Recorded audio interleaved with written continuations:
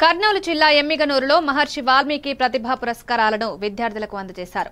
ప్రభుత్వ పాఠశాలలో చదివి ప్రతిభ కనబరిచిన వాల్మీకి విద్యార్థులకు నగదు బహుమతి అందజేసి సత్కరించారు. ఈ కార్యక్రమంలో జిల్లా వాల్మీకి అధ్యక్షులు డాక్టర్ మల్లన్న, గౌరవ అధ్యక్షులు బాల వెంకటేశ్వర్, ఆర్థిక కార్యదర్శి వెంకటరెడ్డి తదితరులు పాల్గొన్నారు.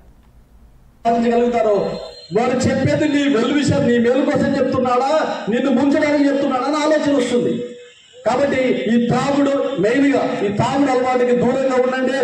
పిల్లలు ఉజ్వలమైన భవిష్యత్తు కోసం మీరు అనుక్షణము కష్టపడినట్లయితే తల్లిదండ్రులు మన పిల్లల్ని, మన జాతిని ఉద్ధరించడానికి మనం అర్థం ఇంతో తోడ్పాటును అందించిన వాళ్ళు అవుతాం. కాబట్టి ఉద్యోగులుగా మనం చేసే చిన్న కార్యక్రమం గత సంవత్సరం జిల్లా స్థాయిలో ఆటోలో చేసే మొట్టమొదటిసారిగా ఈసారి ఇక్కడ చేస్తున్నాము.